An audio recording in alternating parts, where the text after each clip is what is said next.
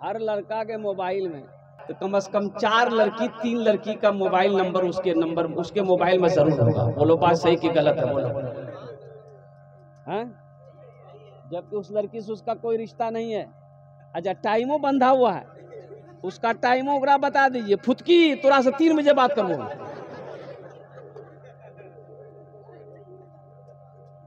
किसी को 3 बजे, किसी को 5 बजे, किसी को रात में 9 बजे, किसी को पूरी रात। बताओ ये जायज है? ये जायज है? हम कहते हैं इतना परेशान क्यों हो? कोई पसंद है निकाह करो। कोई पसंद है अगर, अरे बोलो ना भाई, कोई पसंद है तो निकाह करो। दूसरी पसंद है तो उससे भी निकाह करो। अब 100 में से तो मैं समझता हूं कम से कम 60% लड़का के मोबाइल में, अगर वो कुंवारा है, एक आदमी रास्ते में जा रहा था, ठोकर लगी तो देखा कि कोई शय है तो उठाया, मिट्टी लगी हुई थी, इसी से हमको ठोकर लगी है, इसी से हमको ठोकर लगी है, ये क्या है? वो उठाया, मिट्टी साफ किया, बोला अरे भाभी तो खोपड़ी जे। खोपड़ी जानते हैं? और साफ किया, और साफ किया तो उसमें कुछ तहरीर थी, कुछ लिखा हुआ था। ये आदमी पढ़ा लिखा था, पढ़ा, उसमें लिखा हुआ था कुछ हुआ है कुछ बाकी है। बोले रे वाह, अभी को बाकी कीजिए, मरे हुए ना जाने कितने साल हो गए, ये मिट्टी में मिल गया, इसका जिस्म मिट्टी में मिल गया होगा, अब इसका बाकी क्या है? रुमाल में ले बेटा घर लेकर गया, अलमारी खोला, अलमारी में रख दिया, सुबह शाम 2 टाइम अलमारी खोलता था, देखता था कभी तक कुछ हुआ कि नहीं है, नहीं हुआ। जब 2 4 5 दिन अलमारी खोला, खोलना बंद करना, खोलना बंद करना, इसकी बीवी को शक हो गया कि अलमारी में की रखल के। ये 2 टाइम अलमारी खोलता है और ताला बंद करके चाबी अपने पॉकेट में रखता है। पहले चाबी लटका के रखता था, कभी कभी अलमारी हम भी खोल लेते थे, अब ये चाबी हमसे छुपा के रखता है। इससे मतलब ये है कि कुछ तो गड़बड़ है। बोला चल ठीक है। खाना खा के सोया, बीवी चाबी निकाल के रख ली, सोकर उठा, कपड़ा पहना, बाजार चला गया, और बीवी सोची बहुत अच्छा मौका है, चाबी ली, अलमारी खोली, देखी कि रुमाल में कुछ लिपटा है, तो रुमाल खोली, तो देखी कि खोपड़ी। बोले रे वाह, ओ ये जादू सीखे, हमरा भगावे ले जादू सीखे, एक जादुए खत्म कर दी। ली बीवी खोपड़ी आदि उखली में, उखली जानते हैं ना?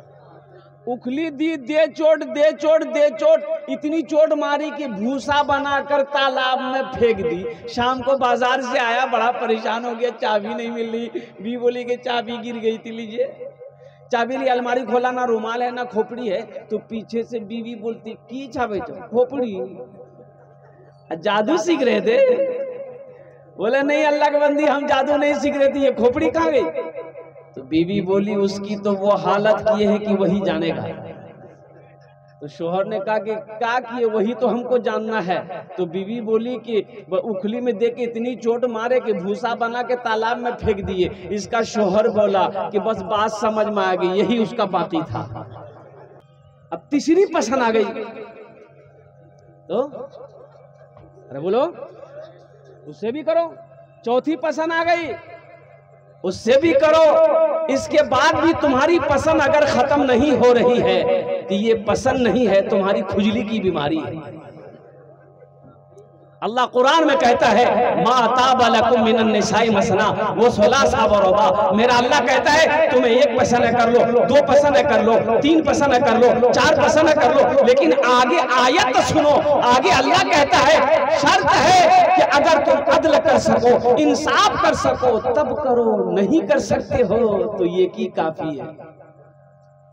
ये की, अरे बोलो भाई, एक ही काफी है। अब वो एक बीवी को भी अगर हलाल रोजी कमा कर नहीं खिला सकते, कपड़ा नहीं पहना सकते, बीवी बीमार हो जाए तो दवाई नहीं दिला सकते, बदन में ताकत नहीं है, तो वो एक भी मत करो। वो एक भी, अरे बोलो भाई, वो एक भी, फिर क्या करो? कोई तस्बीह ले लो, किसी पहाड़ पर चढ़ जाओ, अल्लाह अल्लाह करते हुए मर जाओ।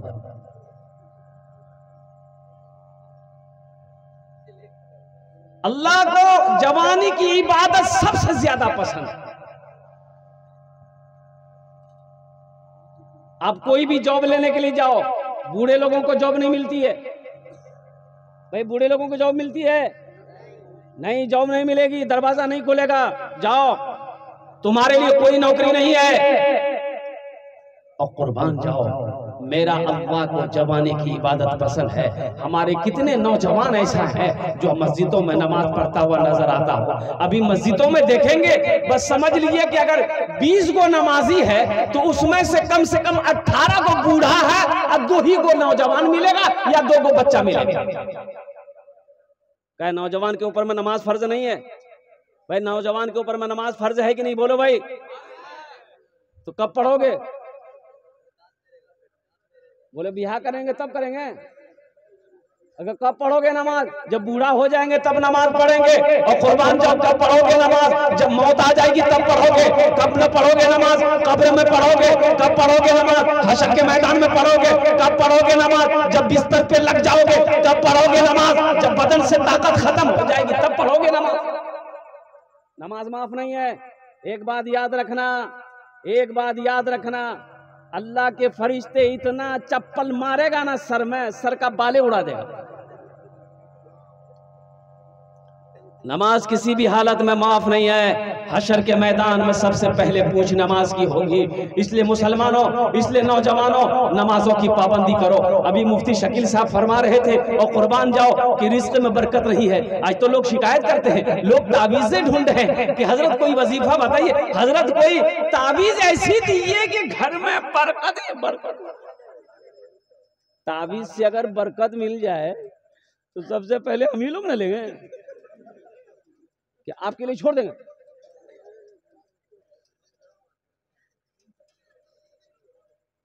कुर्बान नमाजों की पाबंदी नहीं है। मुफ्ती साहब कह रहे थे ना 40 दिन इंशाअल्लाह अल्हम्दुलिल्लाह सुम्मा अल्हम्दुलिल्लाह। मेरे नौजवानों, तुम नमाज पढ़कर तो देखो।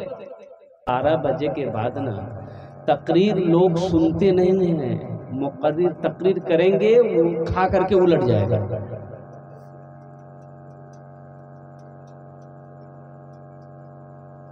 एक आदमी कितनी तकरीर सुनेगा?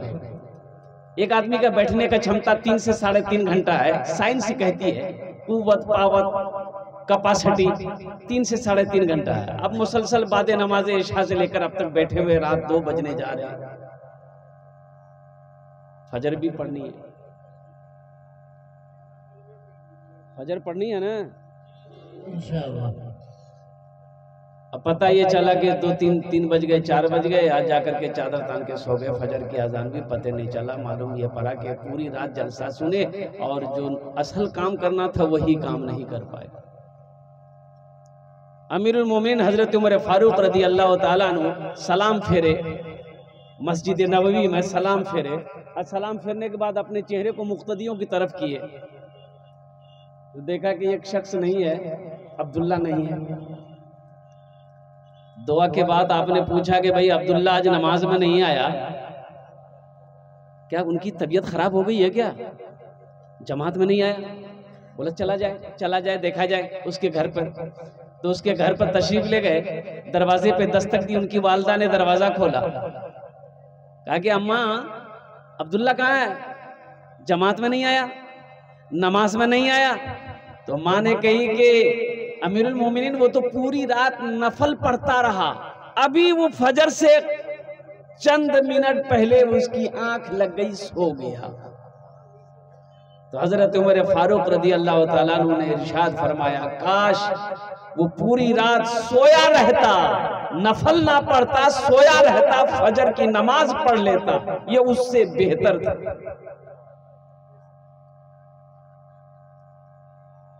ए बाबू ये देखो मैडम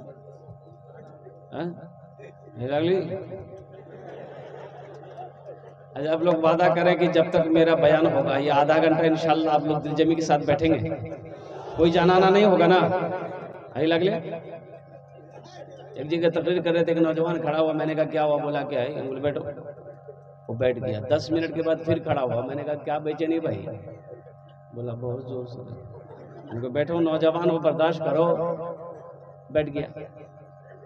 कुछ देर के बाद मेरी तकरीर खत्म हुई, देखे बैठा हुआ है तो हमें इशारा किया कि बाबू जो, बोला नहीं जाएंगे, तकरीर कीजिए आप।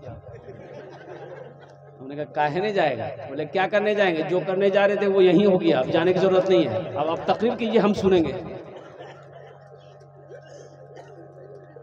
अभी हजरत ने बहुत अच्छा मौजू लिया था जहेज के ऊपर। लेकिन देखिए हम लोग जलसा सुनते हैं लेकिन अमल नहीं है। भाई उठा दो, भाई इन लोगों को उठा दो, अब छोड़ दो, बच्चा लोग सो रहा है, सोने दिए, छोड़ दिए उसको, परेशान मत कीजिए, इसलिए कि सोने का वक्त है भाई। अब एक आदमी कितना बैठेगा, कितना सोएगा। स्टेज पे मैं 1.5 घंटा बैठा तो मैं थक गया, मेरी कमर टेढ़ी हो गई। मैं सोच रहा था कि कब हजरत की तकरीर ख़त्म हो तो मैं सीधी हो जाऊँ, यहाँ पर चला जाऊँ।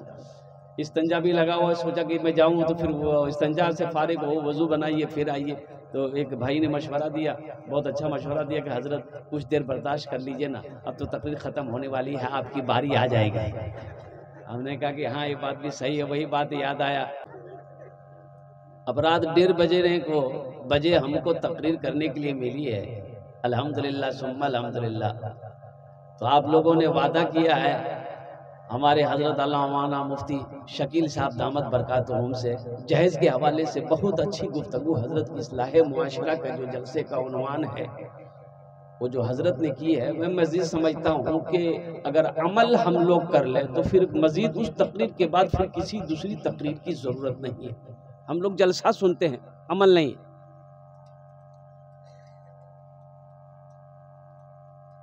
हम लोग जलसा सुनते हैं, अमल नहीं है। ये हमारा हर बच्चे के हाथ में एंड्रॉइड सेट मोबाइल है। अच्छा देखिएगा, हमारे हर नौजवान के हाथों में एंड्रॉइड मोबाइल सेट है, लेकिन देखो ये बड़ा काम का चीज है, काम का चीज है, लेकिन इसका सही इस्तेमाल करो तो ये काम का चीज है। अगर इसका गलत इस्तेमाल करो तो ये तुम्हें जहन्नम तक पहुंचा देगा।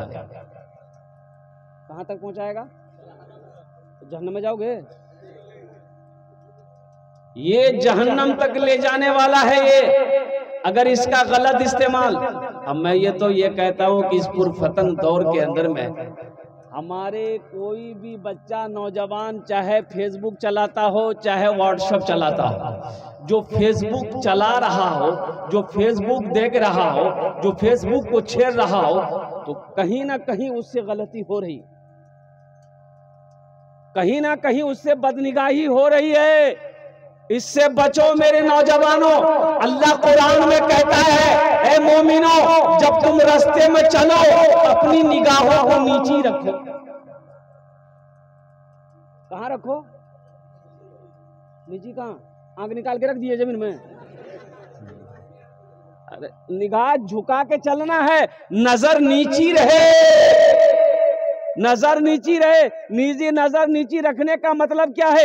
अल्लाह ने हुक्म क्यों दिया? इसलिए अल्लाह ने हुक्म दिया कि नजर नीची रहेगी, तुम बुरी चीजों को नहीं देखोगे, किसी गैर महरम औरत को नहीं देखोगे, किसी की बेटी को नहीं देखोगे, किसी की बहू को नहीं देखोगे, कोई गलत चीज नहीं देखोगे। मोमिनो अपनी नजरों को नीची रखो। यहाँ हम लोग कितनी अपनी निगाहों को नीची रखते हैं। अभी तो हमारा नौजवान बताएगा, मेरा बच्चा बताएगा, मेरा घर का वो नौजवान बताएगा जो रास्ते में चल रहा हो, जो मोहल्ले में चल रहा हो।